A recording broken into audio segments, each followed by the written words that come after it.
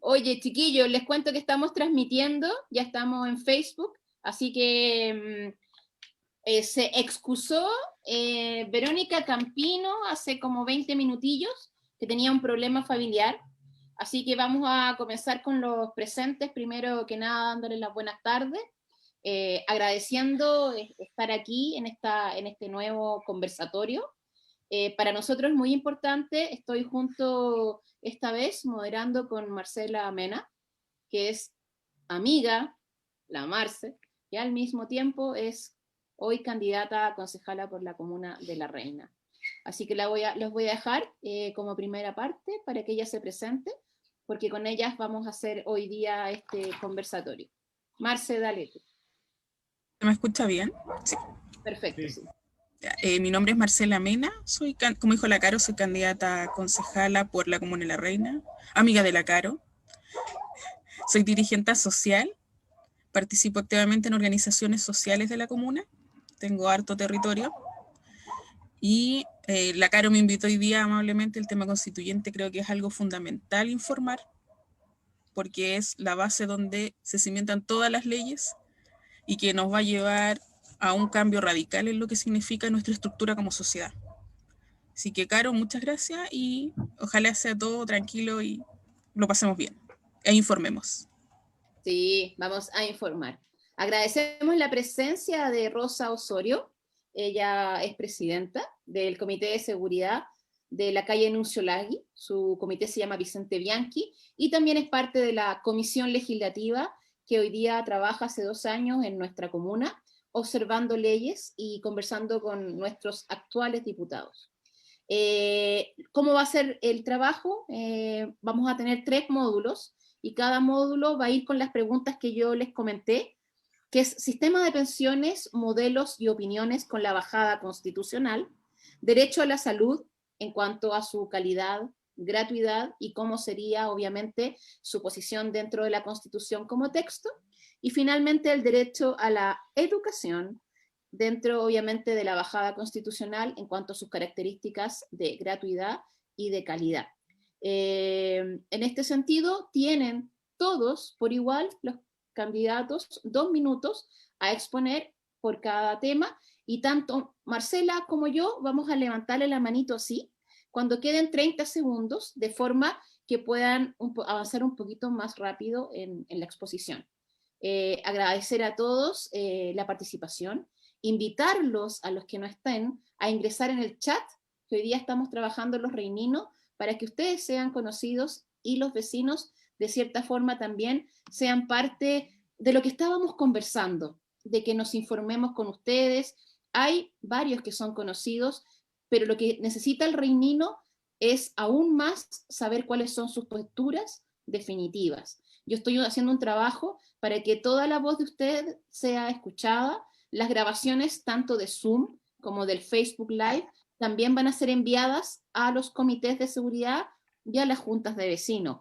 Así que va a ser reproducido en la comuna lo más posible este trabajo, porque sé que para ustedes como candidato es vital que el vecino sepa cuáles son sus opiniones en la materia constitucional.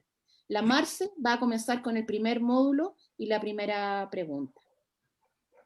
Ya, vamos primero con el sistema de pensiones, entendiendo que esto, la Constitución lo pueden manejar tanto los privados como los públicos. ¿Qué proponen ustedes respecto a la forma que debiera manejarse el sistema de los fondos de pensiones, las AFP en general, ya que no se puede hacer una modificación, por ejemplo, en la Constitución actual porque requiere un quórum muy alto? Entonces, queremos saber su posición con respecto a eso y qué cambios o qué introducirían para que la seguridad social esté también calificada como un derecho.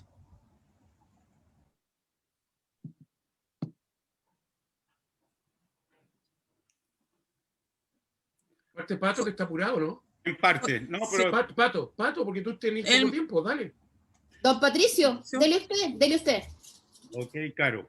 Bueno, primero saludo a todos los reininos y reininas. Gustazo de estar conversando aquí con todos ustedes. A ver, creo que es bien importante entender que el gran cambio, el gran giro constitucional, más allá de las cosas puntuales que ya las voy a abordar, es justamente que tenemos una constitución que tiene un concepto del Estado, de la comunidad, muy basado en un principio que arranca de la época en que nace, de la Guerra Fría, donde la propiedad privada, la competencia, la eficacia, la economía de mercado, etcétera, está en su corazón central. O sea, todo lo demás se desgrana en buena medida de ese gran principio central. Por eso es que, más que seguridades sociales, lo que plantea la Constitución respecto de todos estos temas que vamos a hablar ahora acá, es la posibilidad de elegir entre una provisión privada y una provisión pública. Lo que creo que es el cambio central de eje que tiene que hacer la Constitución que se nos viene por delante, o por lo menos es la parte que a mí me va a interesar empujar, es justamente cambiar ese eje, pasar de ese centro de la competencia y la energía privada al de la colaboración y al de una mayor, digamos, concepción comunitaria. Es decir, terminar con el Estado subsidiario para pasar a lo que se llama un Estado social de derecho. ¿Cuál es la característica que tiene esto, que es un término usado en el constitucionalismo internacional? Es justamente que hay determinados derechos que son garantías sociales, que el Estado las provee o al menos las garantiza de manera eficaz. O sea, cómo sea la provisión puede ser discutido después por la ley, pero el Estado se vuelve aval de ese derecho social. En el caso de las pensiones, ¿qué es lo que tenemos nosotros hoy día? Hoy día no hay un sistema de seguridad social. Lo que existe, la AFP, hay que recordar lo que significa. Significa administradora de fondos de pensiones. O sea, administra los fondos que cada uno ahorre. Yo creo, para cerrar con esto bien rápido, porque son 2 minutitos nomás, que ese sistema, como lo conocimos, está acabado. Y está acabado desde ya porque se ha ido vaciando a lo largo del último tiempo, incluso con los retiros de los 10%. Lo digo esto hasta más como un asunto concreto, más anterior a lo que uno piensa de él, que es un sistema efectivamente que a mí me resulta muy injusto o al menos muy contrario a lo que es una seguridad social. Entonces, ¿qué es lo que debiera suceder en el futuro? Primero, que el Estado se vuelve garante de un mínimo de pensiones para todos los chilenos. Eso lo puede ir fijando la discusión parlamentaria, la discusión política, pero tiene que ser sin duda un mínimo que garantiza la vida, o sea, no inferior la vida de una persona que está terminando su historia. Es decir, desde ya no inferior a los mínimos de pobreza, etcétera, que podría acercarse también a los sueldos mínimos. Eso será por discutirse. Pero eso tiene que estar enteramente garantizado. Y es posible que las AFP, que yo creo que para allá va a terminar esto, se van a convertir en seguros individuales donde la gente, el que tiene más y tiene la posibilidad, ahorra, digamos, por sus propios medios para tener algo que suple o que supera eso otro garantizado. Pienso que ese va a ser el esquema por venir. Pero lo central a entender es que desde el minuto que pasamos a un Estado social de derecho, es el Estado el que se encarga de garantizar y de volver reclamable o exigible estos mínimos acordados. No sé si me pasé el tiempo, seguramente sí. No, pero está bien, vamos bien. ¿Quién quiere seguir? ¿Alguna dama? Jorge levantó la mano. Entonces no sé si quiere alguna dama partir, yo levanté la mano directo. Parece que delante levantó la mano Carola primero, ¿no? Ok.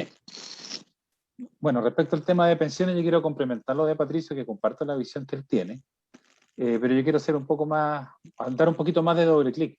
Yo creo que debe estar explícito en forma categórica dentro de la Constitución de que se debe garantizar un ingreso digno y seguro que al menos iguale el ingreso mínimo, ¿ok? Y dejando súper claro que el ingreso mínimo tiene que ser aquel ingreso que alcance para vivir, para comer, para educar y para la salud. Por otro lado, respecto al plazo que se entrega la pensión cuando uno está jubilado, ese plazo debería definirse en la Constitución de la siguiente forma, que sea la esperanza de vida más 2 desviaciones estándar con un intervalo de confianza del 95%. Disculpen, pero esa es una definición estadística. Pero con esa definición, efectivamente se define en la Carta Magna cuál va a ser el criterio de obtención de la edad máxima de jubilación. Si la tiramos al valores actuales que tiene la edad de las personas, ¿y qué significa esto que dije tan estadísticamente? Significa de que el plazo máximo de entrega a la jubilación debería ser el 95% de lo que viven las personas. Al día de hoy, ok, las mujeres, el promedio de esperanza de vida son 82 años, los hombres son 77, y si sacamos un promedio de 80, 2 desviaciones estándar son 16 años. Es decir, la pensión se debería entregar con un plazo máximo de 96 años de edad. Para el 5% restante, si lo calculamos a asegurar un ingreso mínimo, estamos hablando del orden del 0,1% del PIB. Que la verdad eso puede bajar mucho más ese costo si el Estado toma un seguro de vida para ese 5% de las personas. Ahora, si me voy al otro punto de vista, ¿qué características deberíamos pedirle a la administradora de fondos de pensiones? Son 3 condiciones que deberíamos pedirle. 1, que la cotización obligatoria que cada afiliado entregue debería invertirse 100% en el mercado de valores, de manera que 100% se rentabilice. Y no debería tercerizarse, es decir, no debería pasar con esa plata un fee a un tercero para que rentabilice. Si la responsabilidad de que administra el fondo es el que tiene que rentabilizar, no un tercero. Una segunda condición que debería cumplir esta administradora de fondos de pensiones es que las decisiones de inversión de maximizar la rentabilidad deberían ser efectuadas directamente por la administradora de fondos de pensiones. El afiliado no debería utilizar a ninguna empresa que le dé una recomendación de dónde cambiar los fondos para aumentar su rentabilidad. El hacer eso debería ser responsabilidad directa de la administradora de fondos de pensiones. Y por otro lado, las pérdidas que incurre la decisión de inversión, la administradora de fondos, deberían ser asumidas directamente con fondo propio de esta administradora de fondos de pensiones y no con el fondo de los afiliados. Esa es mi visión, queridos vecinos, no lo saludé al principio, esa es mi visión que tengo para mejorar los temas de pensiones en la nueva Carta Magna. Gracias. ¿Quién continúa de ustedes? Voy a continuar yo. Bueno, buenas tardes a todas, a todos que están aquí escuchando. Gracias Carolina por la invitación y gracias Rosa. La verdad es que yo no tengo claro cómo es que hay que cambiar las cosas. Yo lo que sé es que hay que cambiar la mirada. O sea, hay que cambiar la forma de pensar lo que significa que una persona en su edad de jubilación tenga una vida decente, digna, y realmente podamos dedicarnos a otras cosas, al jardín, al huerto, a disfrutar los nietos, las nietas, a otras cosas. Realmente yo veo viejitos, el día que estoy saliendo mucho a la calle, veo gente mayor, y tengo también la experiencia de mi abuela materna de haber pasado por diferentes situaciones muy duras, sola, sin apoyo de nadie.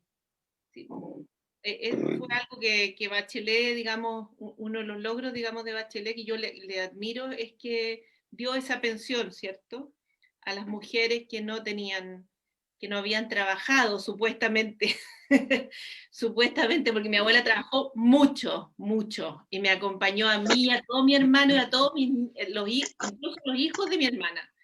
Entonces, la verdad que se merecía eso y mucho más, una vida mucho más digna. Yo lo que sé es que tenemos que salir de este profundo egoísmo en que vivimos y dejar de ser personas que piensan en una cuenta individual.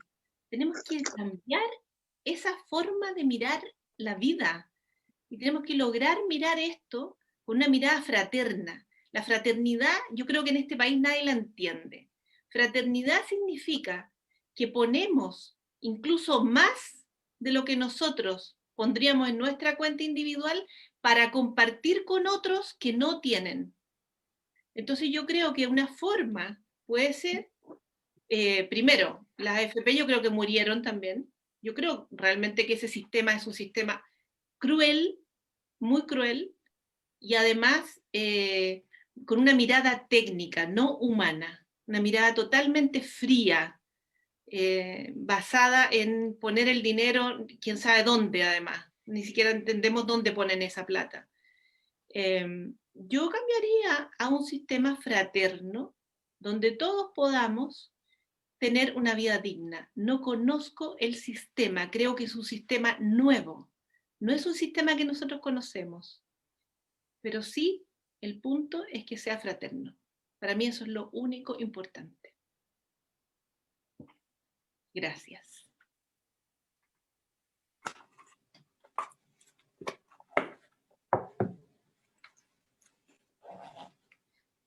Nos queda Felipe, Voy si no yo. me equivoco. No, falta alguien más, ¿no? No, voy yo.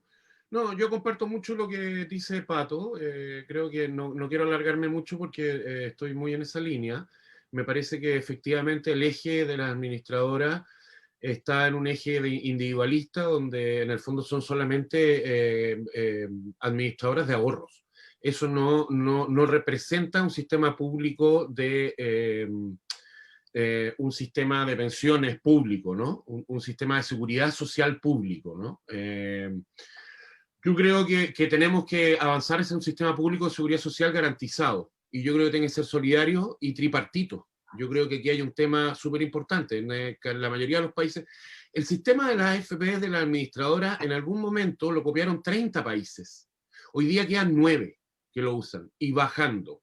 Y son 9 países apenas, digamos. Después de que 30 parecía que esto era grito y plata, ya se bajaron. Y todos esos países ocupan un sistema a lo menos tripartito. ¿Qué quiere decir tripartito? Quiere decir que el empleador pone un importante, aporta de manera importante 2/3, el trabajador 1/3, y el fisco también aporta todo lo necesario para subsidiar. Y por cierto que creo que tiene que haber un ingreso de pensiones universal, básico, que esté en la línea, mínimamente en la línea de la pobreza, que está alrededor de 170.000 pesos, que tampoco es mucho dinero. Y eso además es realizable. Yo sé, y quiero decirlo, que en la Constitución no estamos mandatados, no vamos a hablar de financiamiento, eso es un tema que le corresponde a otro, que tiene que ver cómo se priorizan los presupuestos y cómo se ordenan. Pero lo que quiero decir con esto es de que sí está el dinero, sí podemos hacerlo y sí se pueden tomar esas medidas básicas para pasar de un sistema individualista, competitivo, donde no estamos colaborando, ¿no?, como comunidad, a uno colaborativo, donde efectivamente, voy a poner un solo ejemplo, digamos, hay una cosa bien brutal hoy día en el sistema, y es de que tú al jubilar, al salir, y al morir, lo más probable es que tú vas a recibir 15 o 20 años de pensión, más o menos, con suerte. Lo que significa que en general el promedio te deja la mitad de tu dinero adentro. ¿Y qué pasa con ese dinero? Una vez que tú mueres, se hereda, lo heredan tus hijos. Es una brutalidad, porque lo que ocurre es que tus hijos tuvieron que subsidiarte, mientras tanto, tuvieron que ayudarte para poder llevar adelante tu vida en tu tercera edad. Por lo tanto, esa plata solamente es una vuelta de mano que la recuperas, simplemente la recuperas. Eso está mal. O sea, no puede ser que al morir, tú no puedas, o sea, ni siquiera al morir recibes todo tu dinero, te quedas con la mitad. Eso es lo que ocurre hoy día. Y eso me parece increíble, digamos, no es aceptable. Eso, no mucho más que eso, digamos. Yo creo que hay que avanzar hacia un sistema colaborativo y hay que tener un sistema público de seguridad social garantizado, por cierto, con una pensión básica universal, por cierto, que además lo está diciendo la nueva directora, la señora Cox, que viene de directora de las AFP. Lo está planteando ella, vino en la tercera, en un diario gigante, diciendo eso mismo. Dice otras cosas con las que no estoy de acuerdo, pero bueno, ella viene a defender el sistema de la AFP, que por cierto yo no comparto.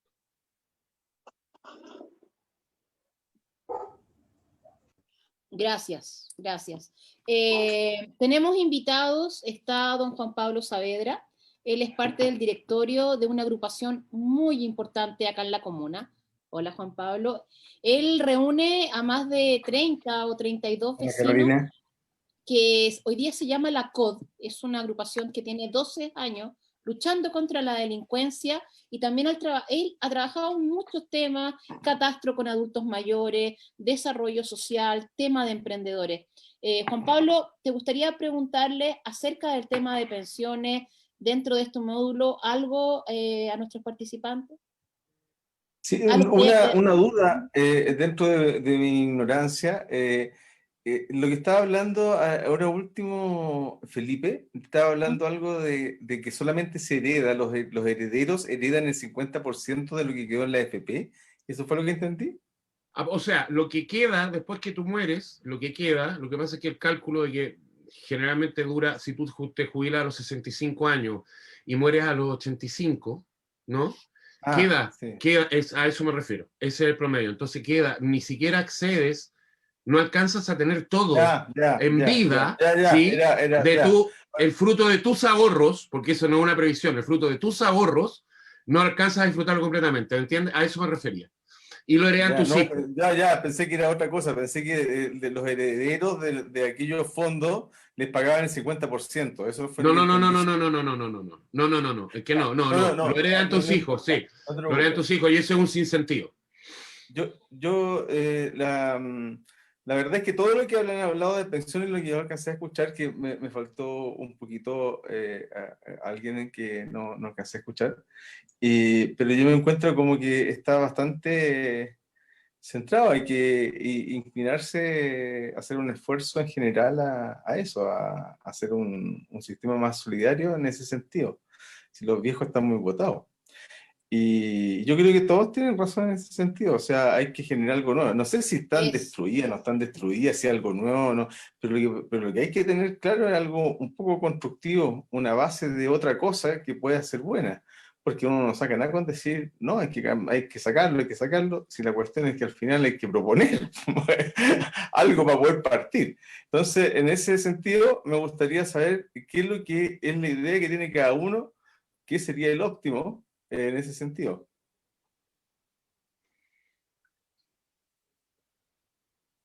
No sé. Dale, Pato. Voy a partir yo. Sí, Mira, porque ya son las 8 ya. y Juan Pablo, a ver, yo en primer lugar, una vez más voy a poner un pequeño contexto. Yo creo que en Chile sabemos, todo lo que estamos hablando y el proceso constituyente es hijo de un estallido social. En su última versión, porque habemos algunos que llevamos harto rato además metidos en la discusión y el proyecto de una nueva constitución como una adaptación de nuestra democracia y como la realización de un nuevo pacto social, y en buena medida, como decía Carola Frede, de un cambio de eje de lo que es el modelo de desarrollo o del modelo de sociedad con el que podríamos seguir adelante. Una de las cosas que va a requerir ese nuevo pacto, que yo creo que es un pacto que a estas alturas lo entienden como necesario no solo el mundo más carente, sino también los privilegiados, porque hay que generar estabilidad en el desarrollo futuro y no se puede vivir sobre la bomba de tiempo de un descontento y una segregación permanente, sino que aquí tenemos que trabajar hacia una cierta integración e incorporación de todos los mundos en un proyecto que se sienta común. ¿Cuál es uno de los requisitos que eso va a tener? Efectivamente, varios de los temas que vamos a hablar acá van a tener que apoyarse en rentas generales, es decir, en impuestos generales también. Y aunque a los chilenos a veces nos cueste entenderlo así, o sea, hemos vivido como rechazando esa idea, resulta que en Chile sigue siendo un porcentaje muy bajo del Producto Nacional el que se queda en lo público.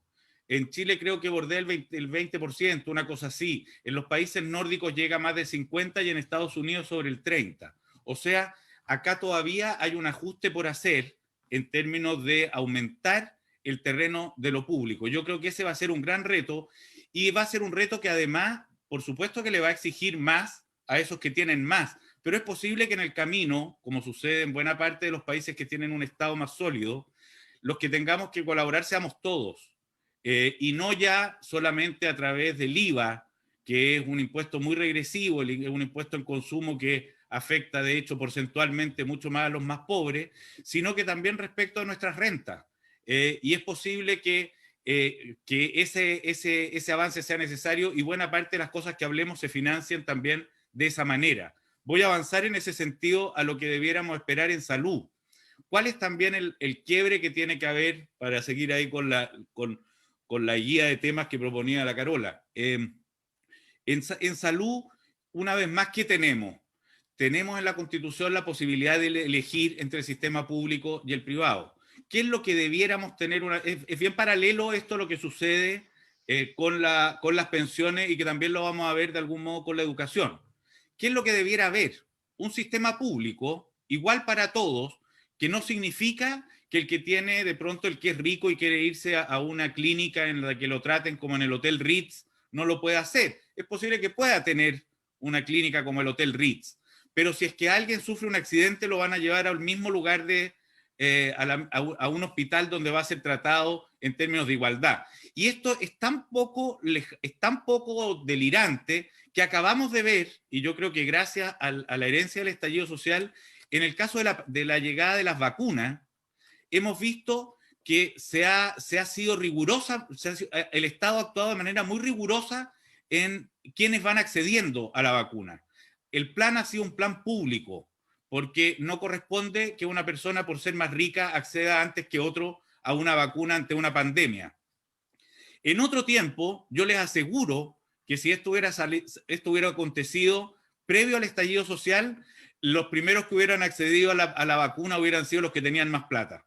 Pero de pronto quedó algo así como obligado, yo diría, porque si hubiera sucedido de esa manera previa, en Chile volvemos a ver las protestas en 2 minutos, digamos. O sea, habría sido simplemente inaceptable.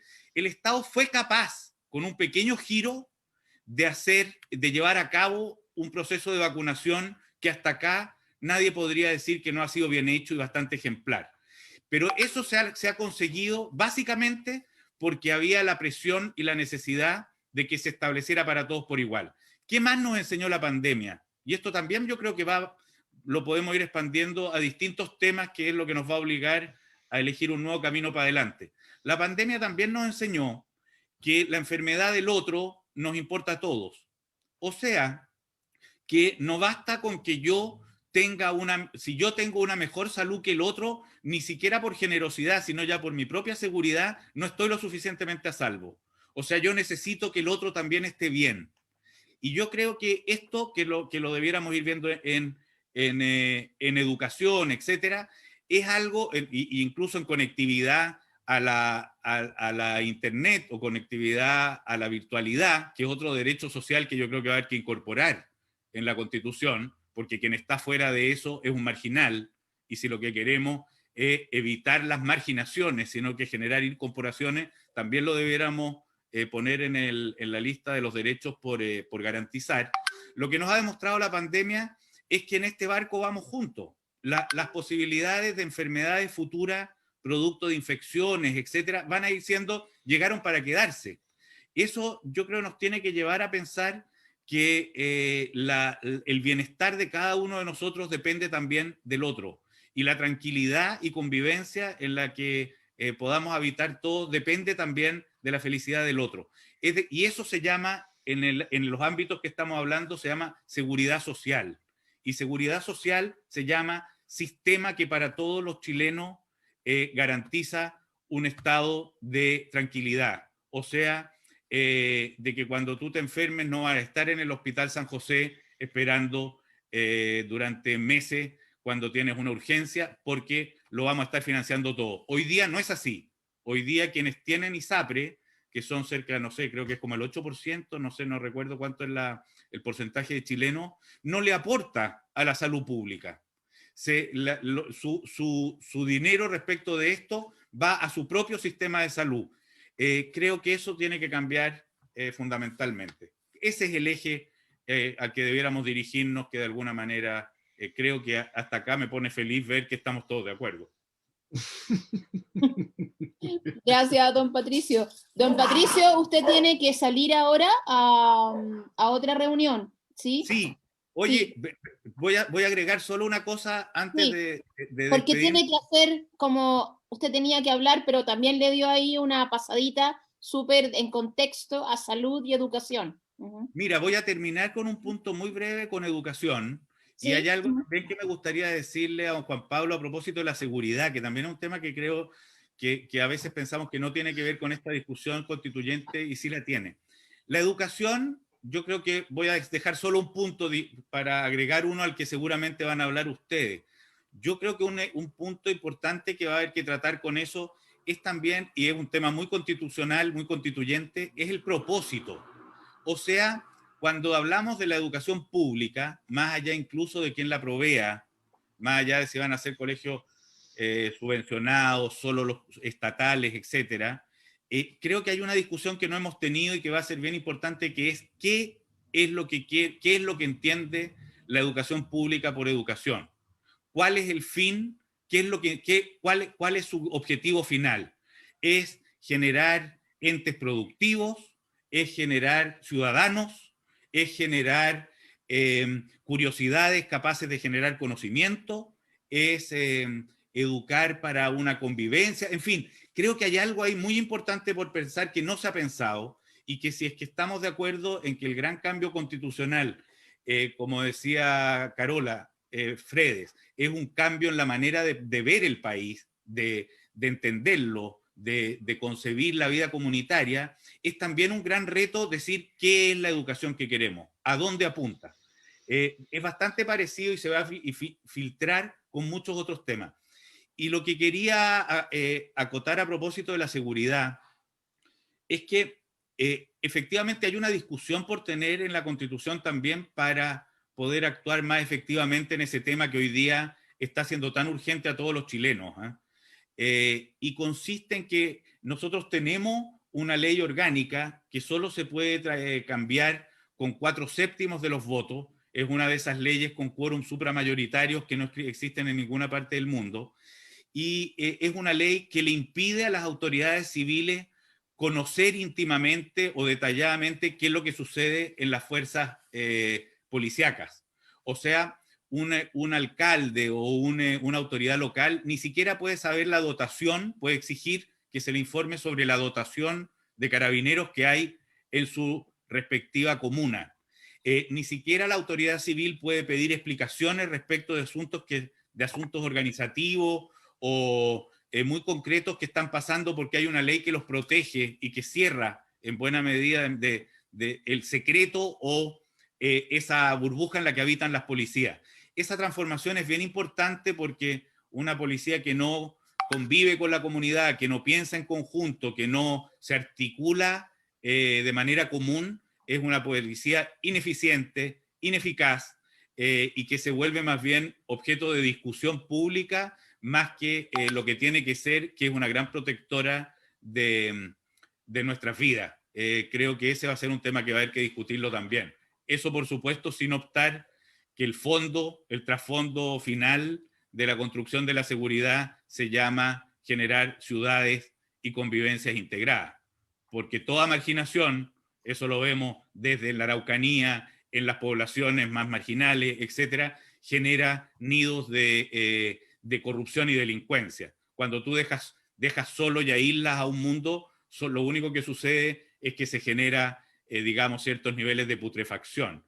A mí me contaba días atrás el capellán Juan Roblero, del capellán de Gendarmería de Chile, me decía algo que me impresionó mucho y que creo que nos tiene que llevar a reflexionar al respecto. Me decía que la cárcel, en los 10 años que él llevaba adentro, él podía describir lo que era la cárcel como la continuidad de ciertos barrios. Si la cárcel es la continuidad de ciertos barrios, creo que hay que asumir el drama que eso significa. O sea, no es un lugar de malos, es un lugar de marginales. Y de alguna manera la construcción y mejoría de esa situación va a ser algo que nos va a dar mucha seguridad a todos, además de generar una comunidad más justa. Gracias, don Patricio. Me queda... Y lamento muchísimo irme, pero creo que traté en esta última respuesta como de ponerle corazón a lo que pueden ser varios de los temas que vienen por delante. Y me encantaría seguir hablando aquí con todos ustedes, pero tengo que escaparme. Vaya nomás, vaya nomás. Se Placer, agradece. gracias. Gracias. Muchísimas gracias a todos. Chao. Nos Chao. vemos pronto. Gracias, don Patricio. Muy Chao. amable. Gracias. Chao, Caro. Gracias, gracias. Bueno, pasamos al segundo módulo. Tenemos los 2 minutos. Derecho a la salud, calidad, gratuidad. El Reinino, como ustedes saben, tiene un alto porcentaje de adulto mayor. Un adulto mayor a veces abandonado y en una precariedad económica grave. Nosotros lo conocemos en los comités porque muchos comités han hecho catastros de nuestros miembros, de los vecinos. El tema de la salud es un tema que llega, como a todo el país, en una preocupación, especialmente por la vejez, los gastos en remedio, las hospitalizaciones y todo lo que a partir de cierta edad ya no se puede manejar con tanta facilidad. Por tanto, hoy lo ponemos con Marcela, las dos elegimos los temas y queremos escucharlos a ustedes. ¿Cuál es la bajada constitucional? ¿Cómo quieren, de cierta forma, redactarlo e ingresarlo como un derecho, pero hoy un derecho que no cuente con filas, que no cuente con personas a las 4 de la mañana esperando un cupo? Entonces, rogaría que me vayan levantando las manitos, tienen 2 minutos para hacer la exposición del tema, y yo les voy a avisar cuando queden ya 30 segundos. ¿Quién comienza con salud? Felipe. Yo parto con salud. Mira, yo creo que vamos a estar todos de acuerdo en muchas cosas. Yo solo quiero contar mi experiencia personal, que tiene que ver con mi madre, que fue una de las razones con las que yo partí con esto, que tiene 91, y creo que también hablo de ella porque cruza muchas cosas, que son muy importantes. Está en la tercera edad, tiene una pensión que no le alcanza, y además un acceso a la salud que es muy malo. Y tuvimos que enfrentar 4 operaciones el año pasado, que tuvimos que subvencionar los hijos, y que todavía estamos pagando, por cierto. ¿Por qué digo esto? Porque digo que lo que decía Pato, y comparto con él, aquí hay un tema súper importante, que es garantizar el derecho universal a la salud. Entonces, de las 3 cosas que estamos hablando, pensiones, salud y educación, tienen que ver con eso directamente. Y la Constitución tiene que garantizar esos derechos universales para todas y todos. Entonces, todos se ponen nerviosos porque dicen, ¿y de dónde va a salir la plata? Bueno, a eso yo respondo 2 cosas. 1, la Constitución es un mandato que tendrá que instalarse en el tiempo. Cuando se haga la nueva Constitución a quienes les toque hacerla, no va a significar que la vida nos va a cambiar al día siguiente. O sea, 8 meses después, no sé cuál será la fecha de entrega, pero 8 meses después no vamos a tener salud universal para todos. Lo que vamos a tener es un mandato constitucional para que el Estado y los organismos, y algunas candidatas aquí que me encantan, concejales y alcaldes, ejecuten ese mandato. Y eso va a tomar mucho tiempo. La tarea recién comienza. Entonces, y eso también tiene que ver, por supuesto, bueno, y si preguntamos por financiamiento para no ser irresponsable, efectivamente, yo estoy muy de acuerdo con el Pato, los impuestos generales para financiar esto son muy importantes. O sea, estamos muy por debajo de lo que debiéramos ser. Ahora, ¿qué pasa con los impuestos? La gente dice, bueno, pero bueno, si nosotros pagamos impuestos proporcionalmente para los que tienen más, pongan más, los que tienen menos, pongan menos, etcétera, y vemos que hay una respuesta eficiente y tengo acceso a la educación garantizada y tengo un acceso a la salud digno y garantizado, bueno, voy a pagar impuestos, obvio. Voy a pagar impuestos, voy a buscar y voy a estar de acuerdo con los mecanismos necesarios para eso. Bueno, nada, y la salud, no termino, me queda poquito, democratización y participación también es muy importante, y financiamiento solidario, que también tiene que ver con el financiamiento, o sea, el 7% de la ISAPRE, si fuera para un fondo solidario, bueno, para la salud pública estaría va a ser mucho mejor. Ahí también. Gracias Felipe. ¿Alguien más quiere hacer la bajada de la salud? Perfecto. Don Jorge, lo escuchamos. Bueno, particularmente yo lo grafitaría de la siguiente forma. Es necesario garantizar el derecho en forma directa en la Constitución que la salud tiene que ser gratuita, oportuna, digna y de calidad. Y ser súper explícito que no solamente salud física, sino también salud mental. Y es súper importante también considerar en forma súper directa y clara que no solamente sea la salud cuando estamos enfermos, sino también incluir la salud preventiva. Y cuando decimos preventiva, va a entrar una persona que tiene que cuidar a una persona enferma, va a entrar a una persona sana que quiere mantenerse sana también. Complementando eso, es necesario que el Estado garantice la existencia de la infraestructura, tanto física como tecnológica, los técnicos y profesionales necesarios y capacitados, de manera que el servicio, el nivel de calidad que entregue este servicio, tiene que ser equivalente al sector privado. Y el último punto que quería también recalcar, que es importante que exista igualdad en la salud. No puede existir un costo distinto dependiendo del sexo de la persona. Esos son los 3 puntos que yo creo que deberían estar reflejados en forma súper clara dentro de la nueva Carta Magna.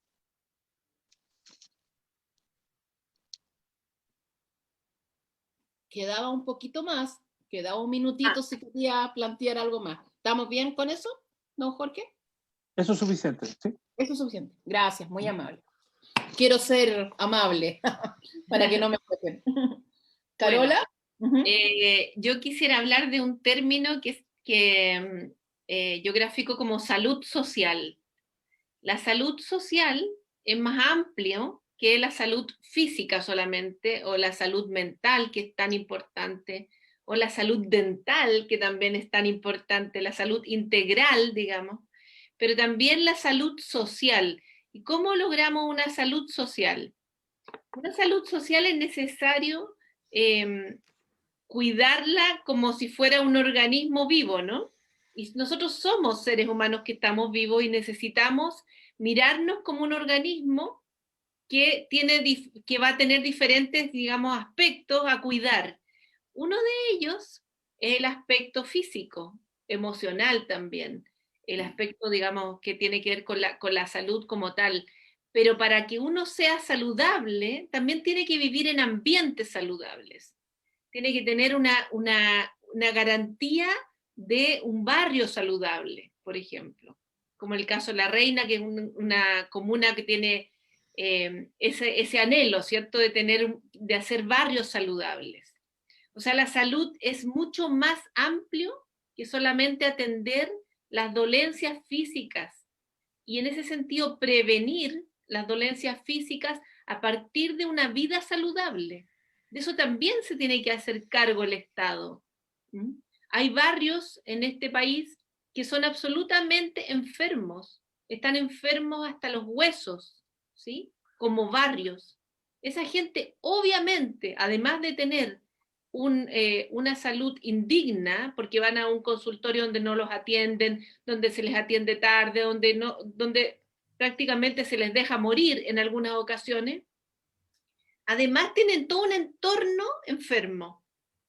Entonces hay que pensar la salud como una mirada muchísimo más integral y más amplia que solo el cuerpo físico. Nosotros también tenemos un cuerpo anímico, un alma que tenemos que cuidar, y un alma ciudadana también, de un grupo de seres humanos que vivimos en conjunto. Tenemos que aprender a cuidar eso. Gracias, Carola. Muy interesante tu evaluación, me gustó. Salud social. Me recordó a Pulguitas y todo ese mundo que no es solo vender un producto para sobrevivir. Está la salud mental también de todos esos emprendedores sin trabajo. Ahí hay mucho de integrativo y colaborativo que hoy día debiera unir a la sociedad. Gracias, está súper buena la respuesta. Tenemos a Felipe, don Jorge, la Carola. ¿Alguien del panel que está dentro de los dirigentes le gustaría hacer alguna pregunta determinada en cuanto a salud? ¿Alguna inquietud? Yo, Rosita.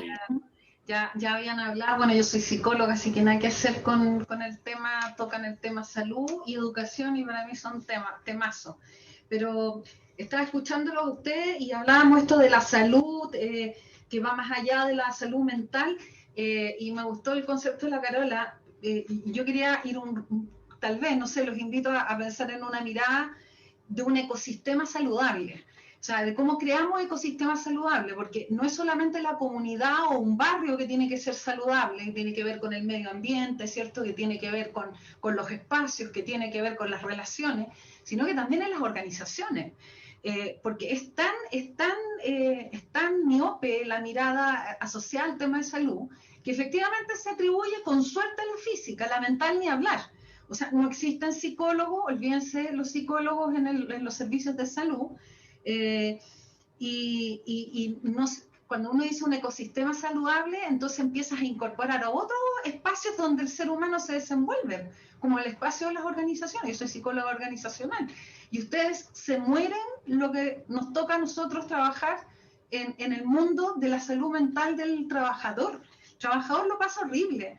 Los ecosistemas poco saludables que hay en las organizaciones, desde el aislamiento, la escasa iluminación, hasta jefes maltratadores.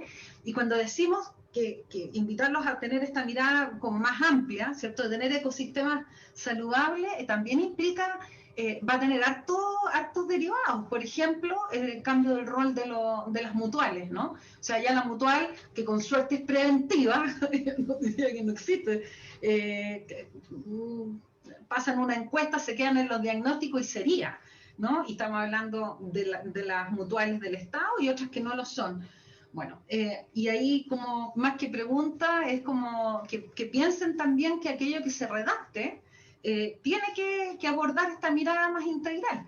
Hoy día estamos en una realidad de teletrabajo, el día de mañana vamos a seguir en una lógica de trabajo híbrido, y el ecosistema saludable también implica esto. O sea, yo estoy privilegiada, pues puedo armar una oficina dentro de mi casa, y hay gente que yo he visto gente trabajando en los closets, dentro de un closet, y eso es una realidad. No estoy hablando de gente que tenga escaso nivel socioeconómico. Entonces, hay que pensar estoy poniendo ejemplos solamente como porque creo que la invitación es ampliar la mirada. Por cierto que si ustedes están en esto, van a tener que ampliar la mirada. Entonces, no sé si era una pregunta, Caro, disculpa, era más bien una invitación como a ampliar un poquito la mirada en este tema de la salud. No, súper bien. Dale, está muy bien la postura de Rosita. Dale, Felipe. No, solamente para seguir conversando, digamos. Está todo, es que interrelacionado profundamente. O sea, aquí los derechos, y esto ya no es los derechos humanos, que un poco lo que está, la Carola Freire lo dice muy bien cuando habla de social, están interrelacionados. No los podemos dividir. Por eso es muy importante que en la nueva Constitución seamos capaces de tener un texto redactado que sea muy coherente en ese sentido. ¿A qué voy? Voy a decir cosas que yo creo que son obviedades, pero que es un poco lo que has dicho tú. ¿Qué pasa con la educación? La educación hoy día, más allá de la necesidad de que sea gratuita y universal, porque además eso también genera comunidad, porque hay alguna gente que dice, pero los que tienen que paguen. No, yo creo que nosotros tenemos que tener un Estado que tenga una educación de calidad y gratuita para todas y todos, los que tienen dinero y los que no tienen dinero, porque eso genera tejido social. Porque eso genera comunidad también. Eso genera, eso incorpora, no segrega. Porque si no seguimos en la lógica de segregación.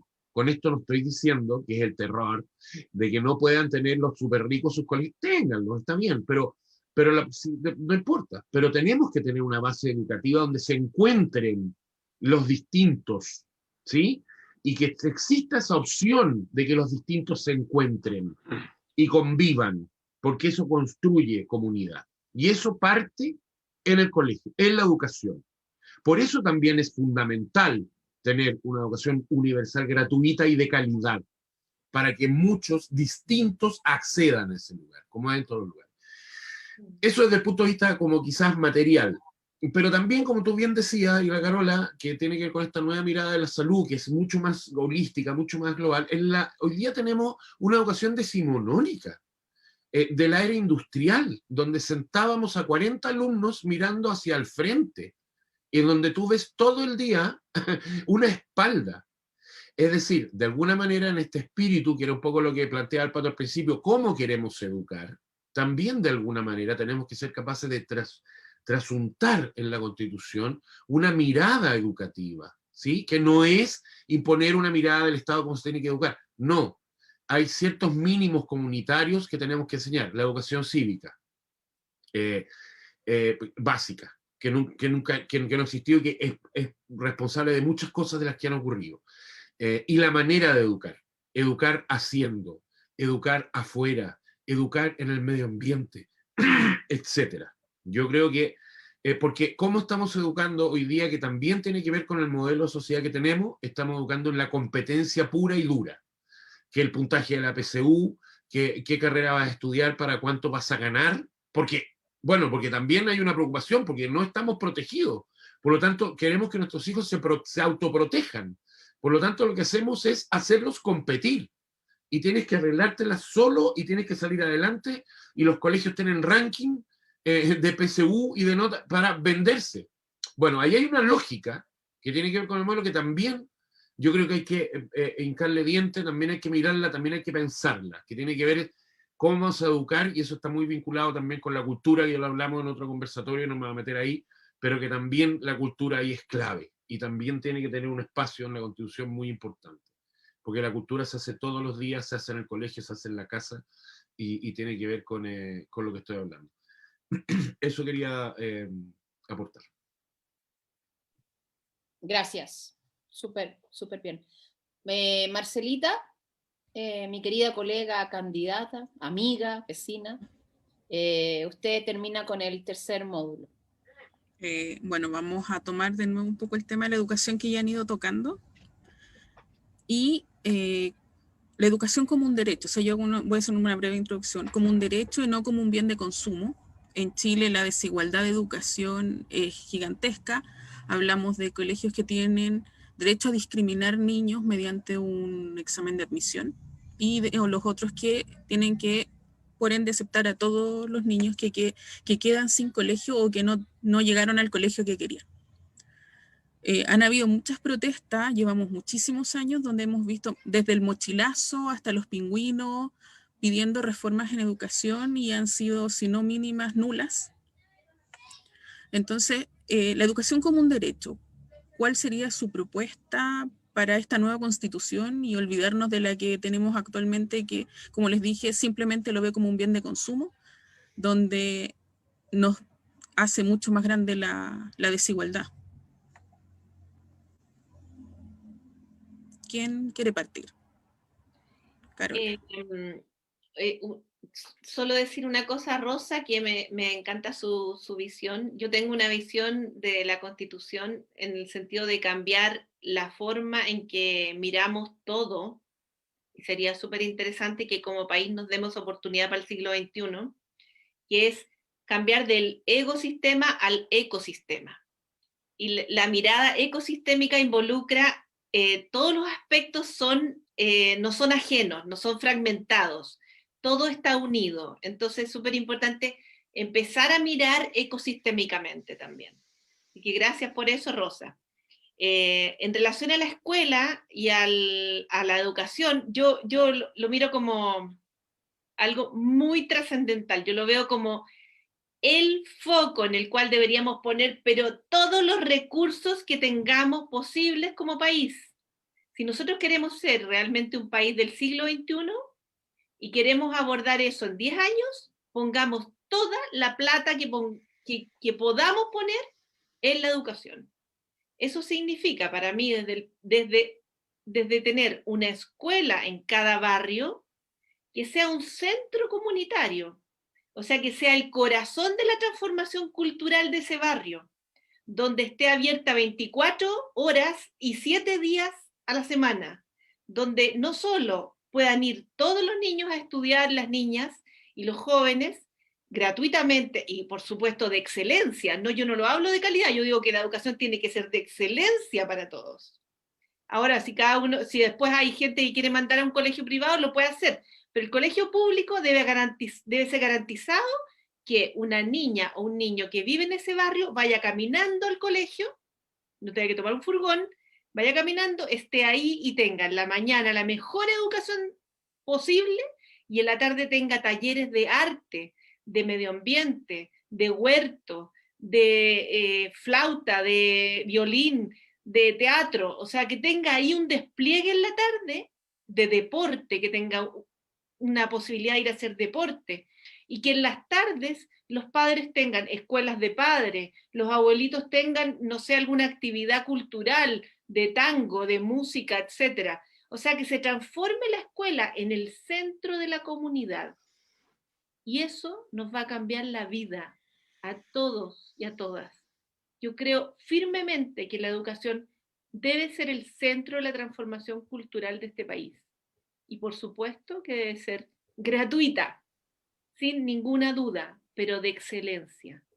Y de excelencia integral, no de excelencia de matemática y lenguaje, de excelencia integral, que haga que podamos generar con ello una educación que permita que nosotros tengamos un futuro saludable, que tengamos seres humanos que piensen en libertad, que tengan la capacidad de una mente amplia y de un corazón compasivo. Y con ganas de hacer por este país y de entregarle de vuelta lo que recibieron. Y voy a meter otra pregunta pequeña. En esto también tendría que haber una reforma también en el tema, o sea, más que reforma, debería la Constitución hablar directamente de la educación universitaria. O sea, abrir los espacios a que haya educación que está orientada al servicio público, al desarrollo de investigación, antes que las reglas del mercado, que hablábamos el tema de cómo cómo tienes que someterte o quieres que tus hijos sobrevivan mediante alguna carrera que te permita mantener cierto estatus de vida. Es que mira, si es gratuita, no vamos a tener la condicionante de que tus papás te digan lo que tengas que estudiar. Porque tú vas a ir a estudiar ahí según tu propia vocación. Lo que yo propongo es que el primer año sea un año de bachillerato, donde realmente el joven pueda entender qué es lo que realmente quiere, y a partir del segundo año recién sea su carrera universitaria. Es una propuesta más allá de la Constitución, por supuesto, pero es un ideal que yo persigo en ese sentido como una educación realmente vocacional. Y por otro lado, que si tú recibiste de la universidad una educación gratuita, en el caso de carreras como los médicos, los profesores, etcétera, tengan que también hacer un servicio al país cuando egresan, ¿no? Tengan la posibilidad de entregarle al país lo que recibieron. Eso. Gracias. Jorge levantó la mano. Sí, bueno, respecto al tema de la educación, yo creo que es necesario que quede súper claro en la nueva Carta Magna que hay que garantizar el derecho a una educación gratuita, pública, y a un desarrollo de un aprendizaje digno y de calidad, y como tú bien decías, Marcela, en todos los niveles educacionales, y ser súper directo en que no solamente el desarrollo de habilidades, sino también el manejo de emociones y desarrollo del talento humano.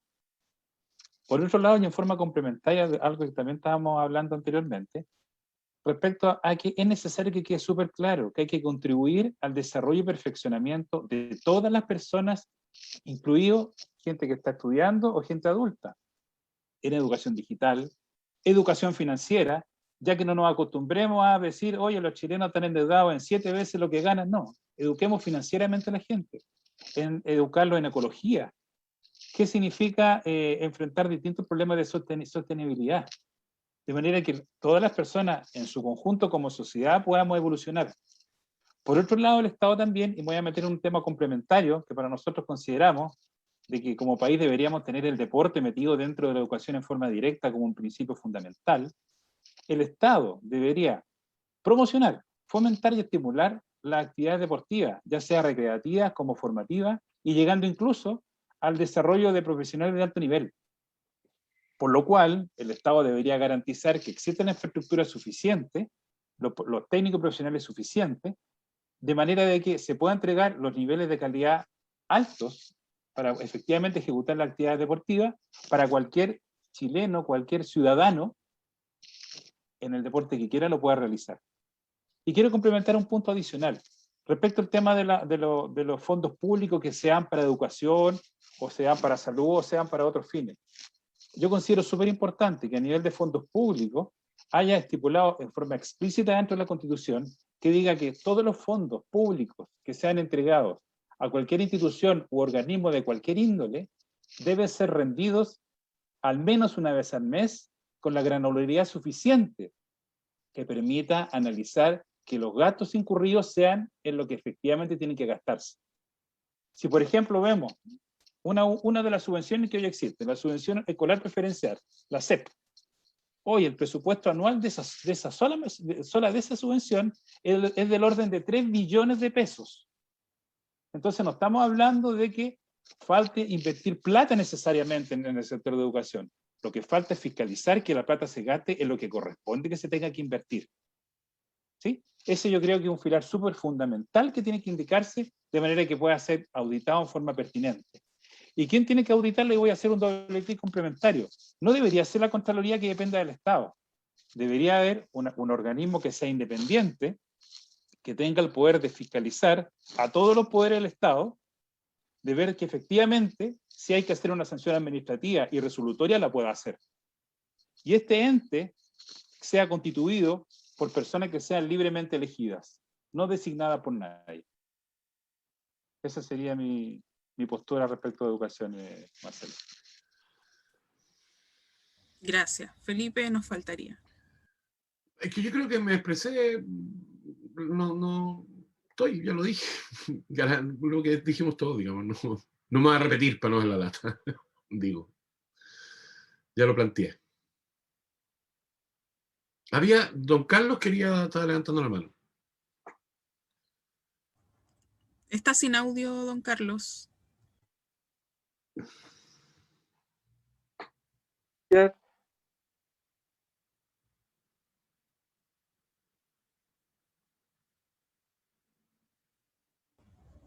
¿Ahora se pegó? Sí. Activar. ¿Se escucha? Ahí sí. ¿Se escucha? Sí, don Sí. Carlos, se escucha. Ah, ya, qué bueno, ya, muchas gracias. Estamos bien, Bueno, estamos bien. Sí, pues, bueno, hay personas que somos muy apasionados, muy dedicados a esto de lo que es la educación. Yo tengo una experiencia que viene como especial, creo, porque soy becario del Servicio Alemán de Intercambio Académico y fui primer titulado en trompeta en la Universidad de Chile y cada 3 años me enviaban a colegios de Alemania. Pero acá no tenía ningún recibimiento. ¿Dónde podría yo volcar esos conocimientos de Alemania acá? O sea, hay como un mundo de diferencia.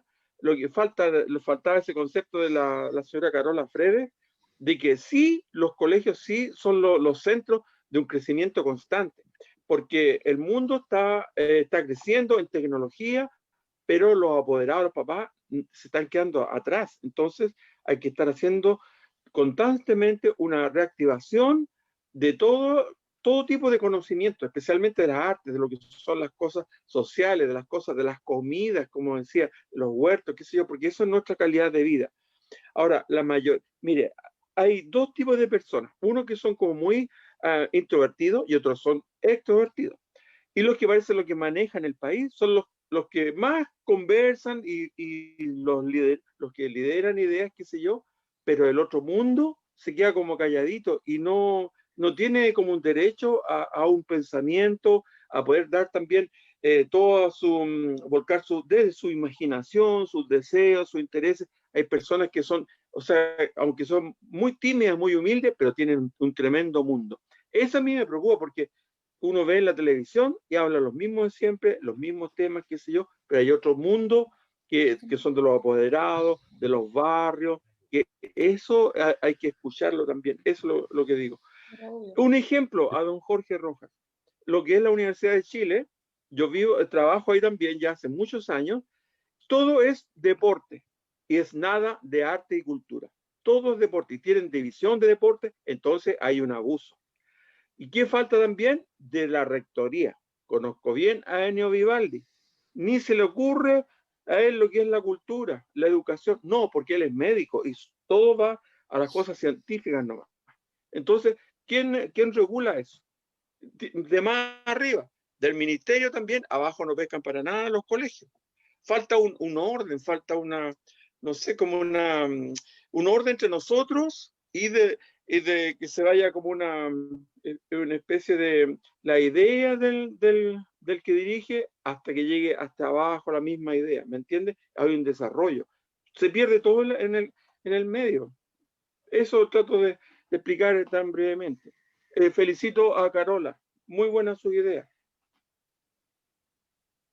Don Carlos, muy corto, lo que acaba de decir es súper importante porque tiene que ver con lo que hablábamos del tejido social y la construcción de comunidad. Yo creo que ahí hay un camino que es vital y eso tiene que ver con lo que decía la Carola también, que ahora en pandemia lo discutimos mucho en el colegio y yo lo planteé, los colegios se habían convertido en un centro de servicio de clientes. Bueno, es lo que vivimos, algunos muy malos, otros mejores, los que tienen más acceso tenían mejor servicio, ¿no?, de clientes. Bueno, en pandemia ahora el colegio se convirtió en un referente comunitario. Era una necesidad que antes así era y así debe ser. Y en eso estoy de acuerdo con la Carola porque es un lugar de encuentro educativo y cultural. Por lo tanto, lo que tú estás diciendo, don Carlos, me gusta porque ahí es donde participan todos, donde todas y todos pueden participar. Y en situaciones como la pandemia, fueron fundamentales y tenían que cumplir un rol. Algunos lo cumplieron y otros no lo cumplieron. Porque estaban en comunas, estaban en lugares rodeados de una comunidad que estaba ansiosa, nerviosa, aislada, sola. Entonces el colegio es uno de los referentes. ¿Cómo se llama? La junta de vecinos, que también dejaron de existir y de tener fuerza. También hay que construirlas porque ahí es donde uno participa, ahí es donde, como bien Carlos decía, los más calladitos, los introvertidos tienen la oportunidad de expresar sus ideas y que esas ideas vayan subiendo. Desde esa perspectiva, vamos a hacerle un poco del tema. Una de las propuestas que también tenemos en la lista nuestra de Dentro Neutrales es la participación deliberativa de los ciudadanos. Es muy importante. Hoy día existe una inquietud, un entusiasmo, de montones de movimientos sociales, feministas, ecologistas, animalistas, que están surgiendo mucho más allá de los partidos políticos, que necesitan y quieren un espacio de participación ciudadana. Dos cosas. Uno, reconstrucción del tejido social, las juntas de vecinos, los colegios, etcétera, y participación vinculante y deliberativa en las decisiones del gobierno, que llegue arriba, ¿ya? Y eso es el mejor ejemplo que pongo yo, que es más fácil de entender, iniciativa popular de ley, por ejemplo, donde el Congreso está obligado a tramitar una ley que un grupo de personas, de ciudadanos, plantea y quiere instalar.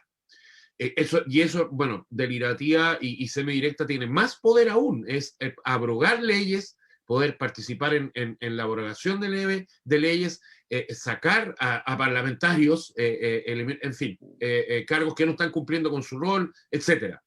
Ese tipo de participación ciudadana es importantísimo instalarlo en la nueva Constitución, porque tiene que ver mucho con lo que usted dijo, don Carlos, de poderle dar espacio a la gente que no habla tanto, que no se expresa tanto, que lo dijo tan bien, ¿no? Y que tiene mucho que aportar. Bueno, eso es a través de la organización, es a través de la reconstrucción del tejido social y es a través de abrir en la Constitución ese tipo de espacio, de liberación y participación semidirecta o directa de la ciudadanía. Eso es bien concreto y a mí me parece central porque tiene que ver con todo lo que estamos conversando. Gracias.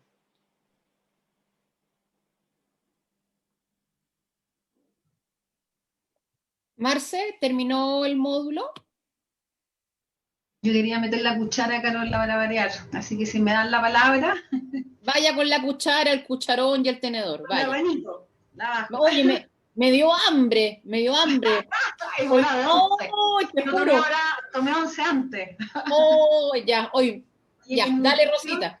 Dale. No encontré paltas, Carola, no encontré paltas. Mándame para un pancito con palta hasta ahora. Un pancito con palta, ¿no? Oh. Con quesito, con quesito. Oh. Oye, bien, en general, así escucharlos hablar de educación emocional, creo que fue Jorge el primero que lo planteó, me parece crítico, o sea, es como básico y se escucha poco, ¿ah? La verdad que se escucha poco y es básico. Nosotros tenemos como chilenos una educación emocional súper pobre en los currículum, en todas partes, digamos, y es por eso que además una de las tantas razones de por qué nuestro país tiene indicadores que son terribles en términos de salud mental a nivel mundial, que tiene mucho que ver con la educación emocional. Pero hay dos cosas que me dieron vuelta. Una que tiene que ver con que no se los escuché y que se lo pongo arriba de la mesa. porque creo que es fundamental empezar a mirarlo nuevamente con una mirada un poquito más amplia y que, porque hablamos de las universidades, del financiamiento, del acceso a la gente a la carrera. Oye, ¿qué pasa con los artes y oficios? ¿Qué pasa con la educación técnico-profesional? Y que ese es el gran perdido. Hoy día estamos llenos de profesionales cesantes. Y la proporción de profesionales universitarios en relación a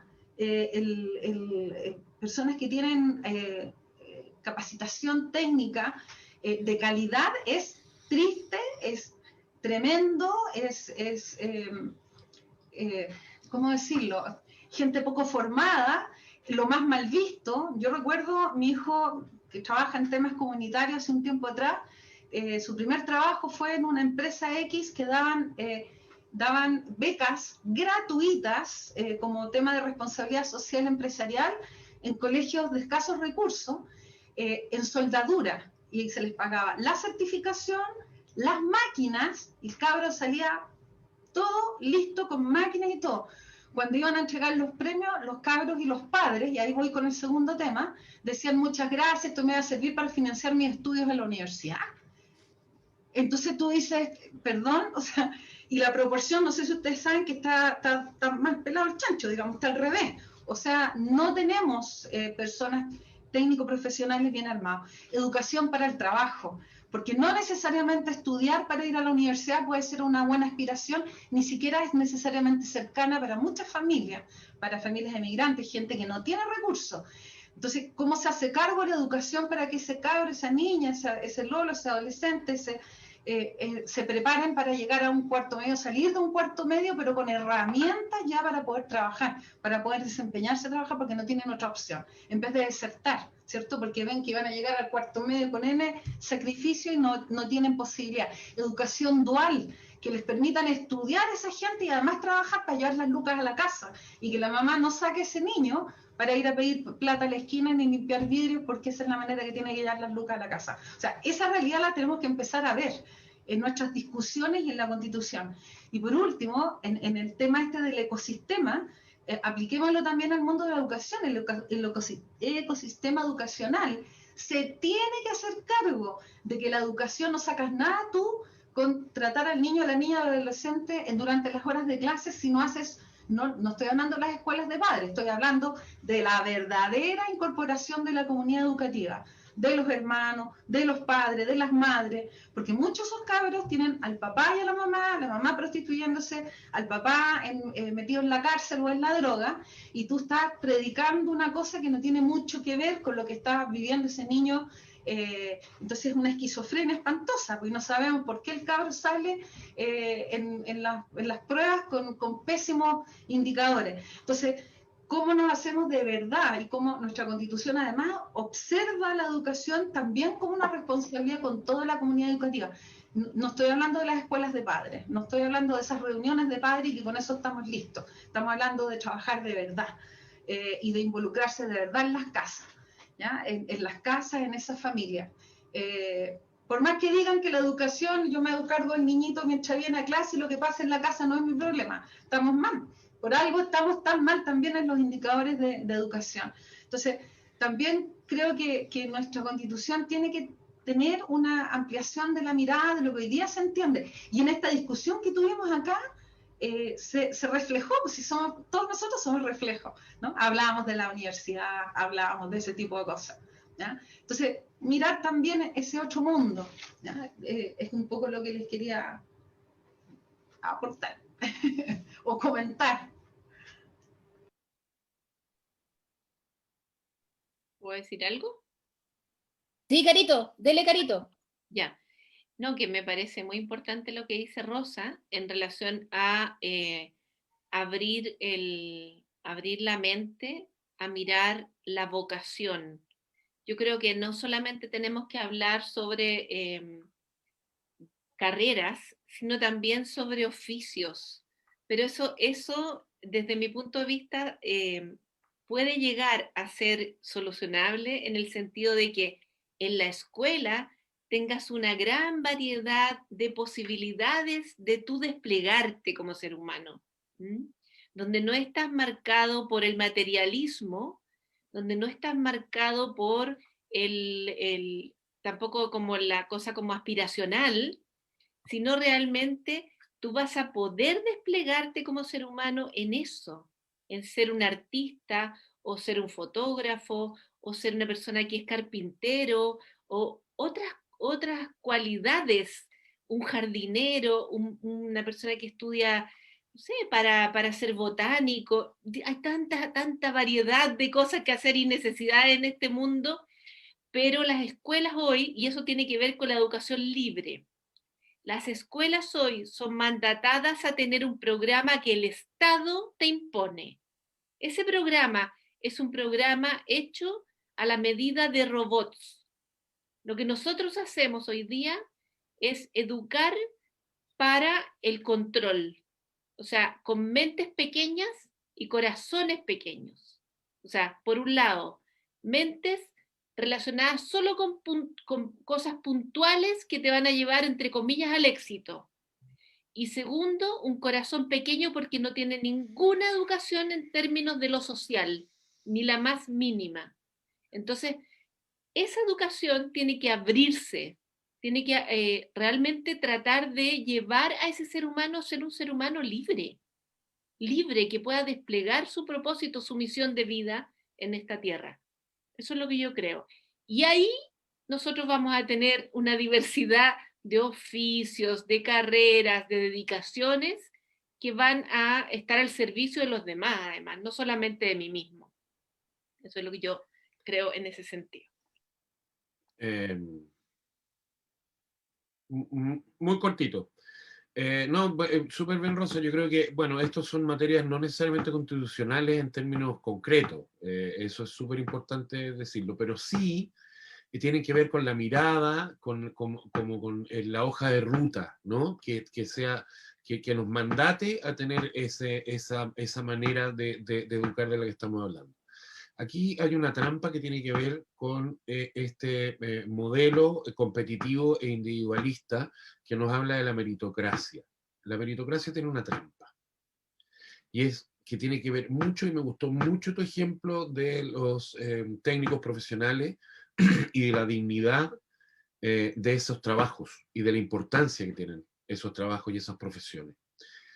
Esta trampa de la meritocracia, de que para que te vaya bien tienes que entrar a la universidad, ser profesional y ojalá ingeniero, es una trampa, porque además lo que pone por delante, finalmente, cuando ese ingeniero tiene éxito, es de que cree que lo hizo solo.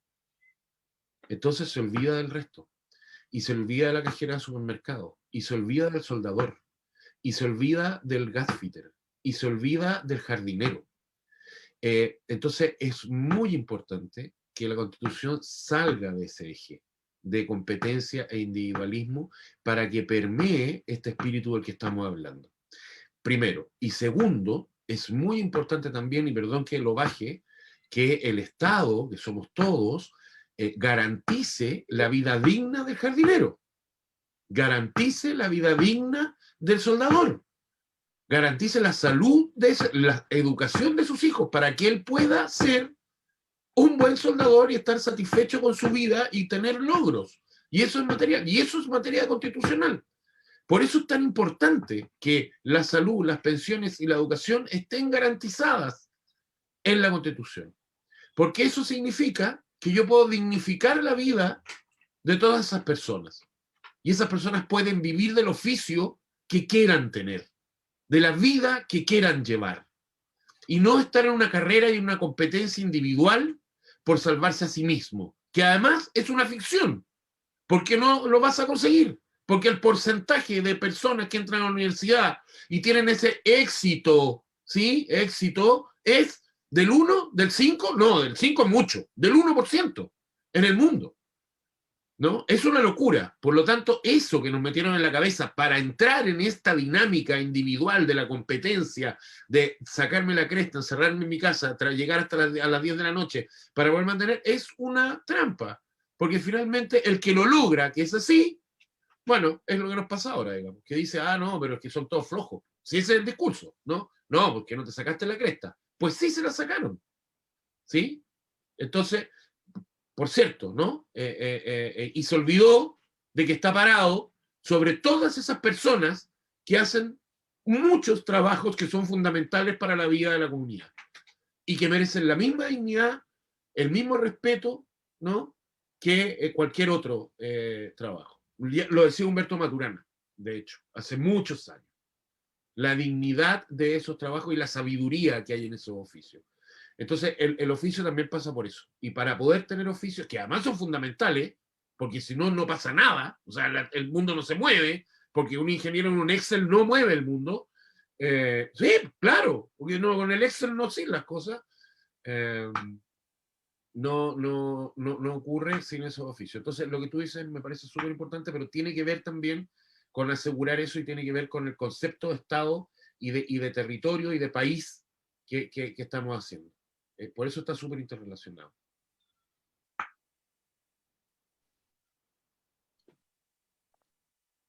Don Jorge. Sí. Mira, yo quiero compartir lo siguiente. Yo he trabajado más de 25 años en el sector privado. La verdad, en la empresa que mejor he trabajado, yo soy ingeniero civil industrial, la empresa que mejor he trabajado es una empresa en la cual el 20% éramos ingenieros y el 80% eran técnicos.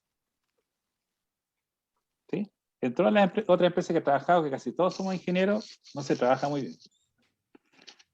Complementando eso, y hay un tema, ¿y qué puedo decir? Complementando eso, ¿por qué veo yo? Lamentablemente, las rentas en Chile solamente son ascendentes, son verticales. No existen rentas horizontales. La única manera que un técnico puede ganar plata es estudiar ingeniería. Lamentablemente. ¿Y por qué se da eso? El costo de vida en Santiago está dentro de los costos más caros del mundo. Lo que hay que potenciar acá, y vía la Constitución se puede hacer, es que existe una regionalización, pero de verdad. Que tengamos las regiones que puedan generar sus ingresos, potenciar y fomentar que eso ocurra. Vía manejar impuestos de distintas formas, ok, darle regalía a lo mejor que no paguen contribuciones por un periodo de año y la gente se quiere ir para allá, que se pague menos IVA, que hayan ciertas franquicias que la gente se pueda potenciar y se vayan a regiones y las empresas también. Hoy lo que estamos haciendo es que si tú quieres vivir en Santiago, tienes que generar mucha lucas para poder vivir acá. Y eso es un gran problema que tenemos como país. No nos damos cuenta de que a quién le conviene de que esté todo en Santiago, en realidad es al empresario que tiene su empresa porque es más fácil manejarla. Pero la verdad, a nosotros nos sirve como ciudadanos es tener comunidades amables, como decía tanto Carola como Felipe. Ok, vivo en una comuna que tengo el colegio de esa comuna, tengo garantizado que efectivamente el colegio es bueno y de calidad, tengo el supermercado al lado, nos conocemos como vecinos. ¿Por qué no podemos ser y aspirar a lo como es Alemania actualmente? Que los niños se van caminando solo al colegio y no les pasa nada. Hay que sacarse un poco de la cabeza de que tenemos que seguir físicamente, ya estamos regionalizados. Mentira. Tenemos, no sé, 17 regiones, pero son 17 pedazos que en algunos nos encontramos que en Antofagasta genera mucho ingreso, pero Antofagasta es una región pobre, porque toda la plata viene a nivel central y a nivel central se distribuye. No, deberíamos potenciar que efectivamente cada región sea sustentable, sea sostenible, y vamos a lograr que efectivamente, mi visión, efectivamente que el que quiera estudiar un oficio, el que quiera estudiar una profesión técnica, no va a tener que aspirar a otra profesión para poder vivir donde vive. Esa es mi visión, Rosa.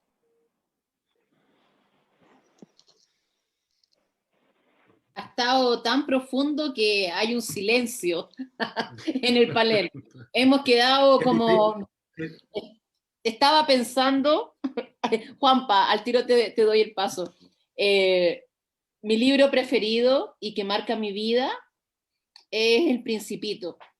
Mi hija se llama Antonia por El Principito. Y estaba pensando en lo que decía la Carola, súper de la emoción, lo que dice la Rosa, desde lo social, y todos, de cierta forma, hablan de la misma conclusión, que es la orgánica. Pensar que el colegio tiene que ser un lugar. Me acordé, no sé si ustedes participaban en las kermeses de los colegios. Yo era la típica mamá que hacía todo. Me disfrazaba, hacía el completo, ponía y ese día los papás eran felices. Hay papás que cantaban, llevaban sus instrumentos, los niños se disfrazaban, Hablo en pasado porque hoy día con la pandemia no se puede hacer.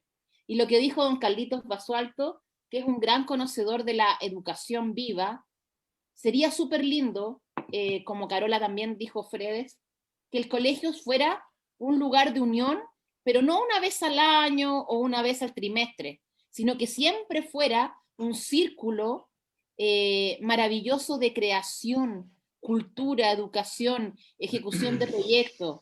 No que es el día de la kermés, que todos somos artistas o que todos somos innovativos. Yo creo que el colegio, así como nosotros mismos en las organizaciones sociales, de mí se burlan mucho mis enemigos, porque donde yo voy con cotillón. Yo llevo cotillón para todos los dirigentes sociales. Oye, hemos descubierto cantantes, unos tocan la guitarra, otros son payadores. El ser humano está ahí. Y como dice muy bien el Felipe, el ingeniero amargado, que quería ganar 20 millones de pesos, pero su vida fue ser un violinista, lo digo por experiencia propia. La educación debe estar en el corazón y por eso que nombro al Principito, porque nunca me voy a aburrir de leer ese libro 1000 veces en cada capítulo donde Antoine de Saint-Exupéry nos enseñó dónde estaba el egoísmo, dónde estaba el señor que contaba estrellas, dónde estaba aquel... pasa mucho en los comités, y con esto termino. ¿Recuerdan cuando el zorro le dice qué es lo que es domesticar? Y el Principito le dice, es crear lazos. Hoy día yo puedo decir, y creo que la Carola y muchos que han ido a Pulguita y se han emocionado, ahí hay puros lazos. Hay lazos de ayudarse. ¿Saben ustedes que cuando Pulguitas no vende una compañera algo, las otras pulguitas le compran para que se vaya con platita para la casa? ¿Se dan cuenta esa mixtura de emoción? Yo vendí 20 luquitas, mi compañera de al lado no vendió calcetines, y las he visto llevarse bolsas de calcetín por ayudarle a sus compañeras. Entonces, cuando trabajen y redacten, si llegan a ser electos, también me interesa mucho eso que están hablando acá, la parte humana de las normas y de la bajada. Así que esa es mi opinión. Vuelvan a leer El Principito, es un muy buen libro. Y Marcelita, usted quería cerrar con algo. Sí, bueno, una de las cosas que les iba a comentar hablando del tema de la educación técnica, en Chile hasta hace unos 20 años atrás, un poco más, los colegios técnicos profesionales partían en primero medio. En la actualidad no es así. Parten en tercero medio para capacitar a niños que van a tener que ir a estudiar a los institutos o a la universidad. Yo recuerdo que en esos tiempos habían cursos técnicos profesionales que tenían quinto medio. Y pasamos a que se decidió que no iba a ser así. Se crearon los institutos y pasamos de niños que entraban al colegio porque estudiaban y de esa forma tenían una profesión, y muchos de ellos eran gratuitos, a niños que estudiaban, pero sabían que la única forma de poder, no sé, pues ganar un sueldo más grande o poder sostener una familia era tener que perfeccionarse en un instituto o meterse en la universidad. Entonces, eso fue una pérdida gigantesca para muchas familias, porque actualmente ninguno sale 100% preparado, y en ese tiempo sí, o sea, los tenían... en primero medio tú elegías qué querías estudiar, o sea, a ese punto. Tú llegabas porque sabías que el técnico te iba a dar las herramientas para poder salir de cuarto medio o quinto medio con un diploma y con un título. Entonces, eso también se perdió. Y ahora no es así, ahora en tercero medio recién empiezan como segundo medio, tercero medio a tomar ciertos ramos, y los primeros años son científico-humanistas de igual forma para todos. Entonces, igual es un punto que ya no existe y que debiera haber seguido. Y me quiero despedir dándole las gracias a todos. Fue muy interesante escucharlos. El tema de la Constitución es algo que tenemos que aprender todos, tenemos que informarnos, tenemos que conocer a los candidatos constituyentes, porque son papeletas bastante grandes de todo. Así que hay varios colores, varios números. Así que muchas gracias, Caro, por la invitación. Y nos vemos en algún desayuno. Para mí la pluralidad, lo dije cuando hice la ceremonia, que había muchos acá de la fundación.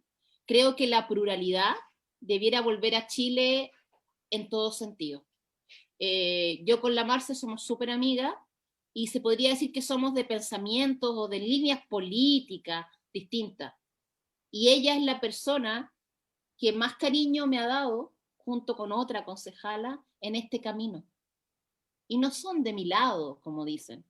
Entonces también hagamos la reflexión a la integración, a mirar a las personas por lo que somos, lo que podemos dar y entregar a la comunidad. No llegar a etiquetarnos, etiquetar al facho, etiquetar al comunista, al malo, al bueno. No, volvamos a ser comunidad. Todos podemos pensar distinto y hemos aprendido en estos debates que todos tenemos idearios diversos y eso es normal, pero nunca faltar el respeto a nadie, nunca tratar de atacar a nadie y con la Marce, por eso que hoy le invito a este conversatorio, porque ella me ha enseñado mucho, mucho como amiga y como vecina, y encuentro genial que estemos en este camino. Y me ha gustado mucho de los independientes que están en el grupo, que van a Pulita, y lo he visto en terreno, veo cómo se saludan cuando bajan los autos, hay abrazos cariñosos, que esta experiencia sirva también para ustedes como candidatos a mantener esta amistad. Yo los invito a siempre estar acá en La Reina, hay mucho que hacer, mucho que apoyar, y les deseo lo mejor. Estos conversatorios van a seguir hasta la última semana de abril, para que también los voy a estar invitando, y usen el chat, ingresen sus informaciones, sus redes sociales, la gente está distribuyendo la información, así que aprovechen esa instancia y les doy la buena noche, un cariño súper grande, han pasado a ser parte de mi forma de vida, apoyar a los constituyentes. Hay muchos que me han dicho, ¿eres tonta o te así? Con toda la campaña, levantándote a las 7 de la mañana a volantear y termináis con los constituyentes. Para mí es un honor como ciudadana y creo que es importante. Aquí está la Rosa, está don Carlos, que es don Carlos no nos ha dicho, pero eres un tremendo, tremendo artista de la comuna, un artista nacional. Está la Ethel, que maneja hace mucho tiempo su comité. Juan Pablo también tiene mucho, mucho que decir en seguridad. Es importante que esos vecinos, que son los cototos, como digo yo, los power, los hayan visto hoy día. Así que suerte a todos, pónganle el punchi, seguir volanteando y seguir trabajando. Hasta la próxima. Muchas gracias Carola, muchas gracias Juan Pablo, Ethel, Rosa, muchas gracias. Vuelvan a leer El Principito. ¿Cómo hace? Gracias. Chao, chao, gracias Carola. Gracias. Besitos. Chao, Power, chao. power. Power, Chao, power. Rosa.